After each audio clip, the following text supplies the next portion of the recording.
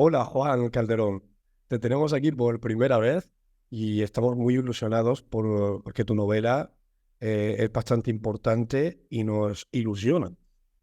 Eh, Te vamos a hacer unas 10 preguntas sobre tu novela, si te parece bien. Claro que sí, claro que sí. Hola, José Daniel. La verdad es que encantado de estar contigo y en contacto con la editorial. Gracias, nosotros también estamos encantados. En primer lugar, me gustaría preguntarte, ¿qué te inspiró para escribir una novela histórica sobre las fronteras del mundo?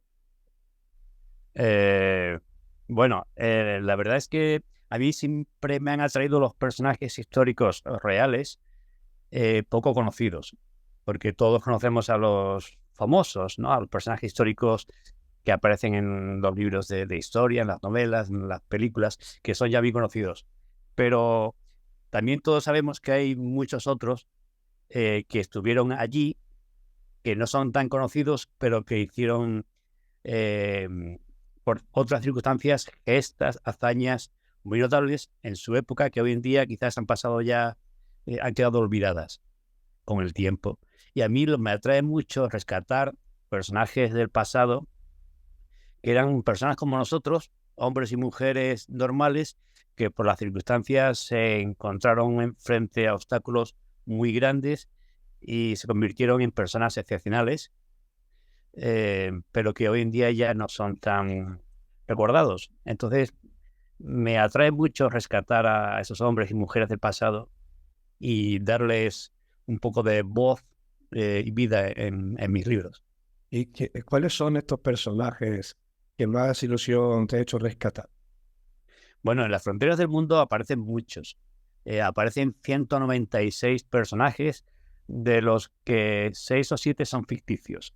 Los demás son todos reales. Y de estos podría mencionar bastantes que hoy día son menos conocidos, pero que en su época fueron cruciales. Pero por poner un par de ejemplos, podría decir una nativa canaria llamada Francisca Gazmira, nació en la isla de La Palma, en las Islas Canarias, como sabéis, y bueno, por circunstancias de la época, tuvo que enfrentarse ella sola al poder absoluto que gobernaba en la isla de La Palma, que era el gobernador Alonso de Lugo, que se convirtió en un tirano porque esclavizaba, en contra de las leyes de Castilla, esclavizaba a los nativos que se habían convertido al cristianismo y eran castellanos, pero aún así los esclavizó, los vendió como esclavos aquí en la península. Y esta mujer, viendo eso, se enfrentó a él, fue perseguida, tuvo que escapar vestida de hombre de la isla y cruzar lo que era para ella un océano inmenso, porque nunca había salido de las Islas Canarias, y llegar hasta el mismo corazón de Castilla, hasta Valladolid, y pedir audiencia con la reina Isabel la Católica. Estamos en esta época. Y que Y eso me suscita también una pregunta. Bueno, ¿te he interrumpido o quieres no, decir no, no, no, pregunta, pregunta. qué es? ¿Qué investigación histórica llevaste a cabo para saber todos estos acontecimientos de estos personajes históricos? Ya, ese es el kit de la cuestión.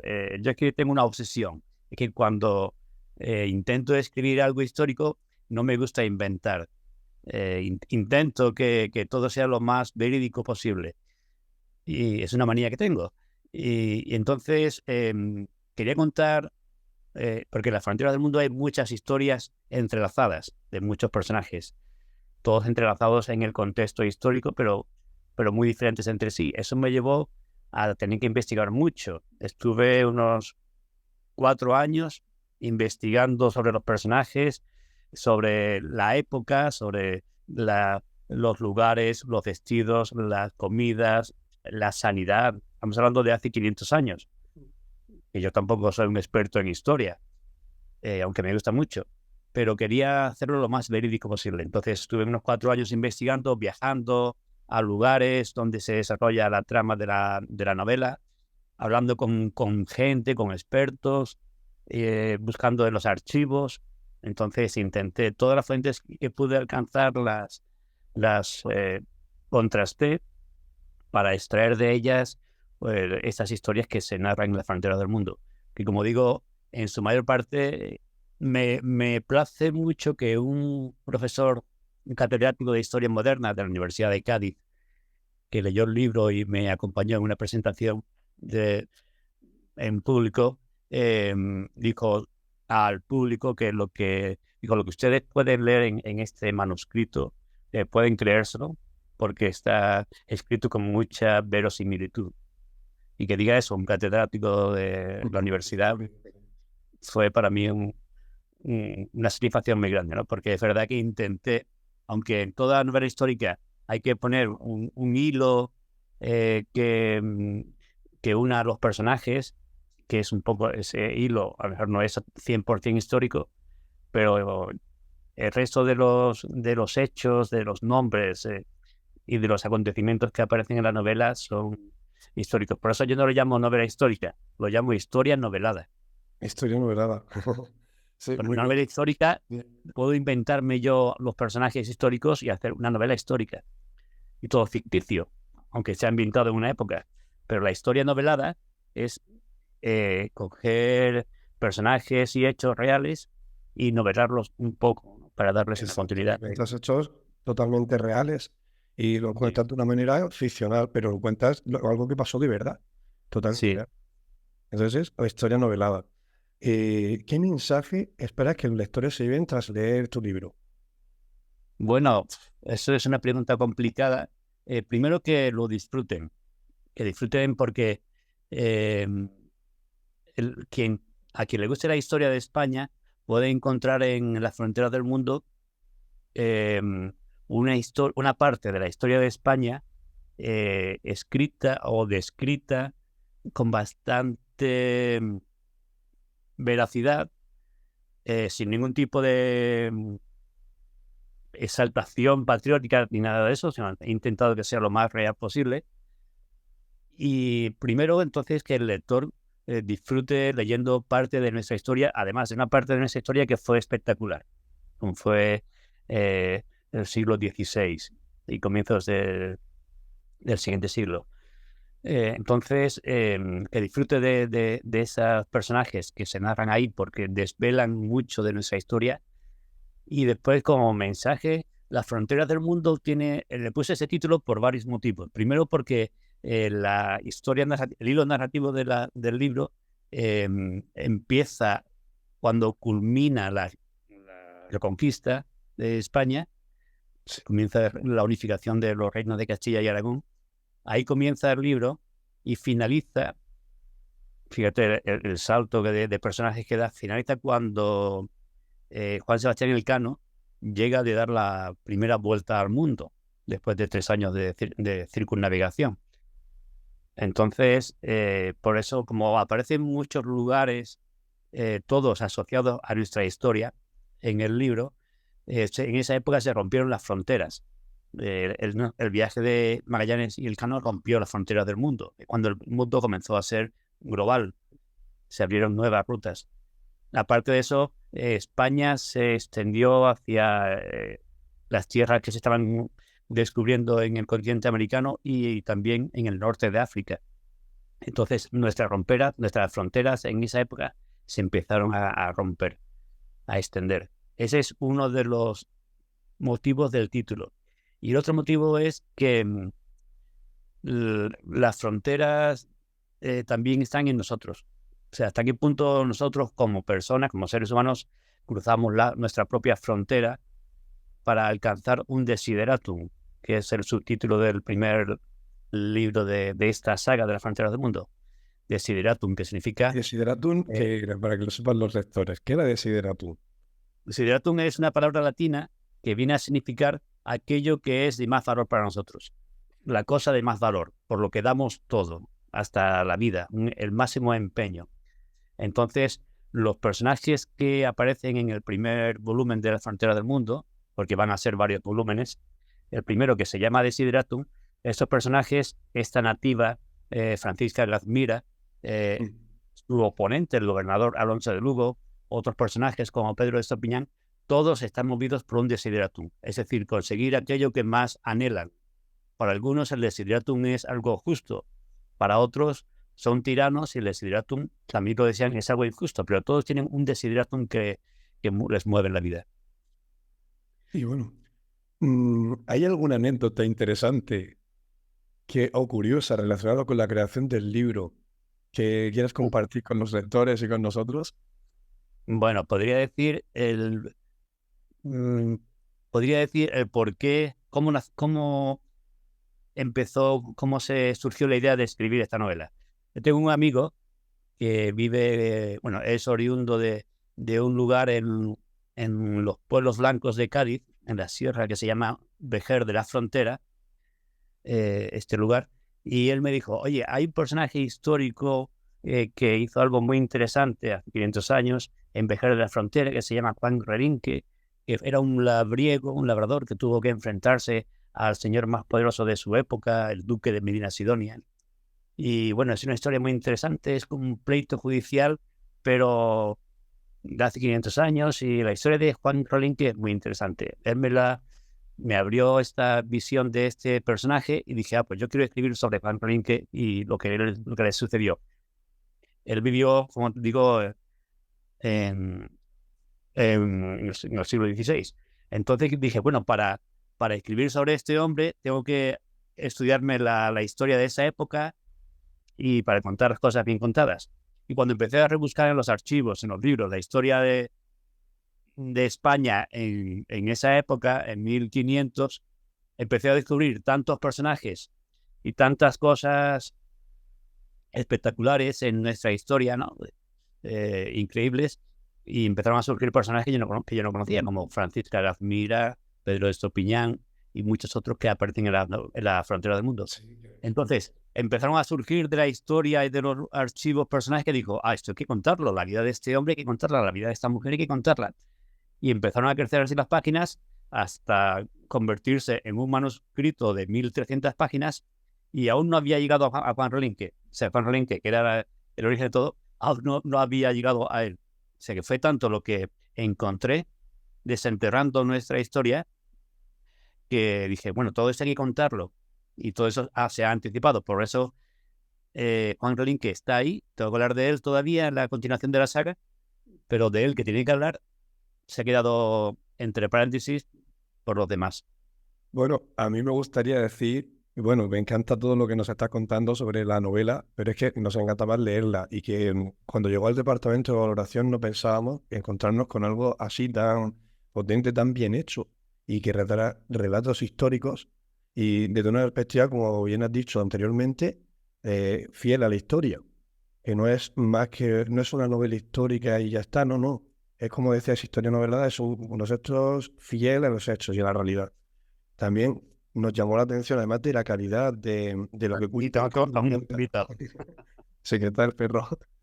Sí. Es que además es cómo lo cuenta, cómo están contados los hechos. Es muy entretenido porque hay que decir que cada capítulo tiene luego una parte o casi prácticamente cada capítulo que dice, estamos en tal época, en tal sitio. Y eso a mí me llamó mucho la atención. Era como transportarnos a ciertas épocas concretas.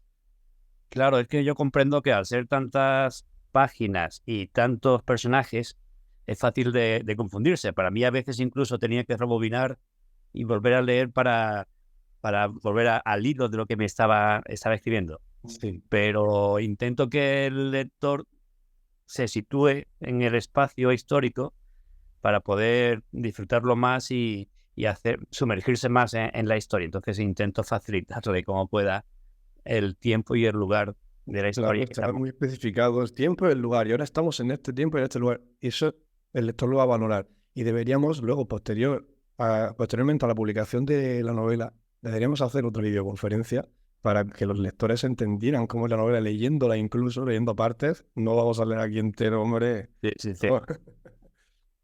En tu copyright.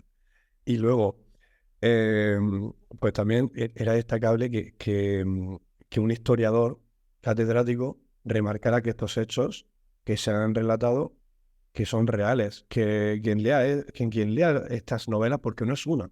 ¿Cuántas son? ¿Cuántas son? Bueno, de momento yo creo que se pueden editar 4 novelas de Cuatro manuscrito. novelas, no es una, son 4 novelas. 4 novelas aproximadamente de un promedio de 300 páginas cada una. Entonces, es muy destacable porque ya desde la primera, que es el primer tomo, realmente es como una unidad todo.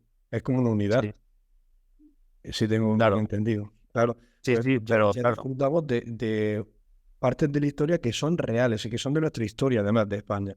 Entonces, el lector que quiera conocer la historia de España debe leer sí o sí Las fronteras del mundo.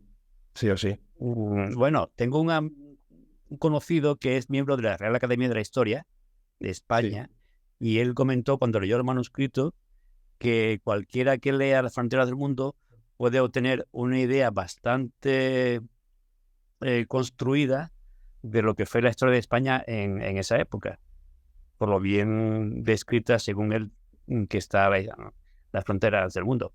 Puedo decirte también que, aunque estos 4 volúmenes iniciales están ya escritos, sigo investigando, he estado viviendo en Inglaterra, en Londres, 3 años, y he Sí. aprovechado para investigar el 5.º volumen, que va a ser la vida de Catalina de Aragón, que se casó con Enrique VIII y Mm. vivió en Inglaterra y se convirtió, hasta hoy en día es una reina, hija de los reyes católicos, ¿no? Pero para los ingleses es una figura muy destacada en su historia y la quisieron y Claro. la quieren todavía.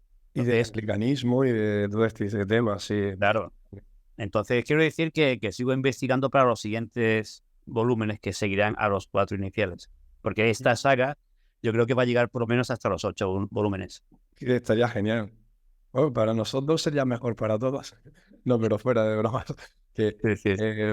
ya tendría la última pregunta, que es que si quieres añadir algo más, y bueno, y nosotros queremos agradecerte que no se me pase, no voy a ser que luego se me pase, agradecerte el haber formado parte de esta gran familia que es el Grupo Editorial de Grandes Detalles, que estamos encantados con tu obra y contigo, que ha sido un placer editarte. Hemos hablado cara a cara todo este tiempo y ha sido un placer escucharte, hacer al milímetro cada cosa que nos decías, decíamos, mira, esto es viable, esto es posible, y nos alegraba porque era posible todo lo que nos comentabas. Hay un equipo detrás que ha hecho posible este sueño. Y luego, antes de preguntarte si quieres añadir algo más, primero, Sí, sí. ¿cómo describirías tu experiencia con la editorial, la de Grandes Detalles? Bueno, eso es lo que quería comentar. Entonces voy directamente a eso porque es lo que quería, con lo que podemos terminar si quieres. Y es que, bueno, yo conozco algunas editoriales. Tengo otras obras escritas, de ensayo, de poesía también. Entonces conozco editoriales, he hablado con editores en ferias del libro. Tengo que decir que en la editorial, la de Grandes Detalles, he encontrado 2 cosas que me han eh, ilusionado mucho y me han dado mucha satisfacción. Y es, primero, el trato editorial autor, que para mí es fundamental, y la profesionalidad.